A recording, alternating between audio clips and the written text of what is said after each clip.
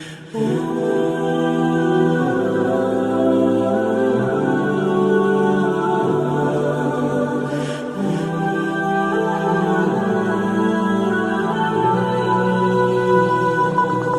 वालेकुम व्यूवर्स, कैसे हैं आप सब? ठीक ठाक, उम्मीद करता हूँ सब ठीक ठाक ही होंगे।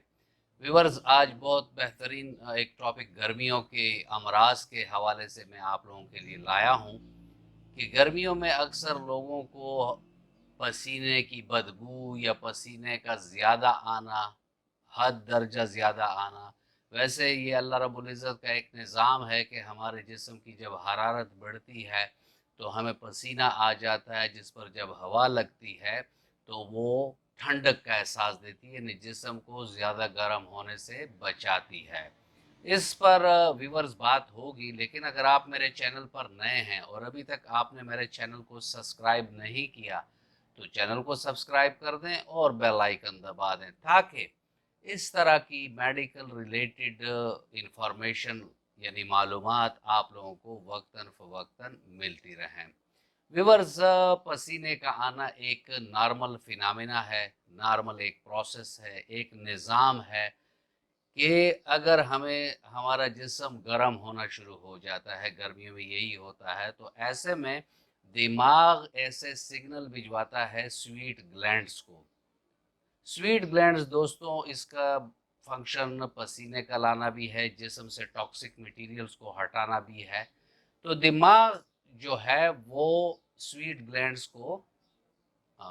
मैसेज भिजवाता है कि आप पसीने को रिलीज़ करें,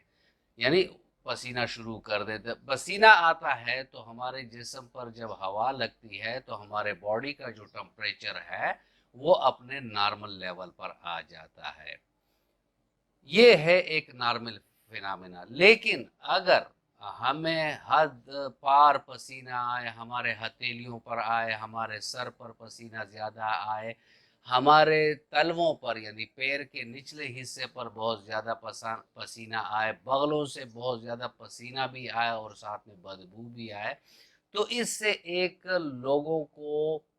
एम्बैरेसमेंट सी होती है, यानी शर्मिंदगी सी महसूस होती है, जो कि शर्मिंदगी की बात नहीं है। लेकिन इंसान सोशली अगर लोगों के साथ बैठा हुआ है और उसको बहुत हद पार पसीने आ रहे हैं और कपड़े उसके बिल्कुल गीले हैं, साथ में उससे बदबू भी आ रही है, तो ये बहुत तकलीफदेह सा अमर होता है। और हद पार या एक्सेसिव स्वेटिंग या हाइपर हाइड्रोसिस इसे बोलते हैं इंग्लिश में, अगर ये मसला हो तो इसके वजूहात होती हैं, और उन वजूहात को देखकर हमें ये सेलेक्ट करना पड़ता है कि हमने कौन सी दवाई उन वजूहात के बिना पर देनी होती है। बाज़ औक़ात इनमें से कोई भी वजह सामने नहीं आती और इंसान को पसीने ज़्यादा आते हैं, तो ऐसे सूरत में भी मैं आपको एक ऐसी बेहतरीन अलसेफ होमियो की रिजीम के बारे में बताऊंगा कि जिससे आपकी ये जो एक्सेसिव स्वेटिंग का यानी इजाफी या बेतहाशा पसीने का जो मसला है वो इंशाअल्लाह रहमान दिनों के अंदर हल हो जाएगा। पहले दोस्तों हम चलते हैं और देखते हैं कि वो कौन सी ऐसे वजूहात हैं जिनकी वजह से हमको पसीना ज़्यादा आ सकता है। व्यूवर्स, इन वजूहात में जो पहली वजह है वो डायबिटीज़ है कि अगर शुगर की वजह से हमें पसीना ज़्यादा आता है तो इसमें हमें ये करना होता है कि हम अपने शुगर लेवल्स को मॉनिटर करें, उसको अपने लेवल्स पर रखें और उसके लिए अद्वियात लें ताकि शुगर अपने लेवल पर हो और इजाफी पसीने हमें ना आते हों। फिर आ जाते हैं वो औरतें जो बेचारी सन्यासन में चली जाती हैं, जिनका हैज़ रुक जाता है एक मखसूस उम्र में, जो कि 45 से लेकर 55 साल तक की औरतें हैं जिनका हैज़ रुक जाता है, और हैज़ के रुकने से उन्हें हॉट फ्लैशेस होते हैं और उनको पसीने आते हैं। तो यहाँ भी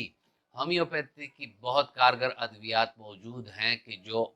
सन्यासन वाली औरतें अगर लेती हैं तो उनके वो मसाइल ज़रा काबू में रहते हैं और साथ में उनका पसीना भी काबू में रहता है। फिर थायराइड के मसले आ जाते हैं कि थायराइड की वजह से लोगों को पसीने ज़्यादा आते हैं, तो ऐसे में भी होम्योपैथी की इसके लिए अपनी मखसूस अद्वियात हैं। आयोडीन हो गया, थायरोडेनियम हो गया, इस टाइप की दवाएं हैं کہ اگر وہ استعمال کریں تو ان کے تھائرائڈ کا فنکشن صحیح ہوگا اور ان کو زیادہ پسینہ آنے کی مسئلے سے وہ ان کی جان چھوٹ جائے گی۔ پھر ایسے مریض آ جاتے ہیں کہ جن کو شوگر نہیں ہوتا یا ڈائبیٹک وہ نہیں ہوتے،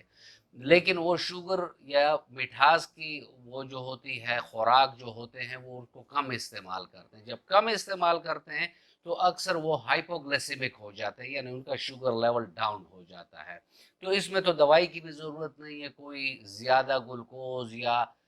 میٹھی غذا کھا کر وہ اپنے شوگر لیول کو بڑھا سکتا ہے، جس سے اس کے پسینے زیادہ پھر نہیں آتے۔ جس طرح دوستو میں آپ کو بتاتا رہتا ہوں کہ ہر مرض کے پیچھے کوئی نہ کوئی وجہ ہوتی ہے اور اس وجہ کو آپ لوگ ڈائگنوز کیا کریں۔ جس طرح بعض کینسرز ہیں جس کی وجہ سے اس کو زیادہ پسینے آتے ہیں اور وہ ہائپر ہائیڈروسس کا مریض بن جاتا ہے۔ اس کے علاوہ ہارٹ اٹیک میں بھی یہی ہوتا ہے کہ اگر گرمی نہ بھی ہو، سخت سردی بھی ہو، تو اس میں بھی پسینے حد پار زیادہ آتے ہیں، تو ہارٹ کی ٹریٹمنٹ کرنی چاہیے۔ اس طرح کچھ اعصابی امراض ہوتے ہیں کہ بعض لوگ بڑے اینکشیس سے ہوتے ہیں، تھوڑے سے ٹینشن، تھوڑی سی پریشانی سے وہ بہت زیادہ بے چینی کا شکار ہو جاتے ہیں، تو ایسے لوگوں کو بھی پسینے زیادہ آتے ہیں، تو ان کا علاج بھی آپ نے اعصابی ادویات سے کرنا ہوتا ہے تاکہ ان کے اعصاب مضبوط ہوں اور ان کا یہ جو زیادہ پسینے آنے والا مسئلہ ہے وہ ختم ہو سکے۔ پھر دوستو ایسے مریض آتے ہیں جن کو کوئی انفیکشن ہو باڈی میں، جیسے ٹی بی ہو گیا، ٹیوبرکلوسس ہو گیا، اس میں بھی نائٹ سویٹس ہوتے ہیں، خواہ موسم کیسا بھی ہو لیکن پسینے زیادہ آتے ہیں، تو وہاں بھی آپ نے اس کے ٹی بی کا علاج کرنا ہے۔ تو جب اس کا ٹی بی کا علاج ہوگا تو اس کے پسینے بھی ٹھیک ہو جائیں گے۔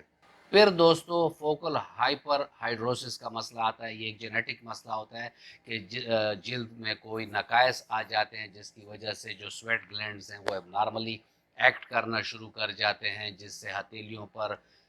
پیر کے تلووں پر، بغل میں بے تحاشا پسینہ آتا ہے۔ تو یہاں بھی آپ ان علامات پر میڈیسن دے سکتے ہیں۔ لیکن دوستو میں آپ کو جو السیف ہومیوپیتھی کا جو رجیم بتاؤں گا وہ اکثر کیسز میں بہت کامیاب اور بہت بہترین رزلٹ آپ کو دے گا، اور پہلے ہی 3-4 روز میں آپ کو محسوس ہوگا کہ میری جو ہائپر ہائیڈروسس والا مسئلہ ہے، یعنی پسینے کا زیادہ آنا ہے، تو وہ اس سے ٹھیک ہو جائے گا۔ ویورز میں یہاں آپ کو Alsaif homeo regime for hyper ہائیڈروسس کے بارے میں بتاؤں گا،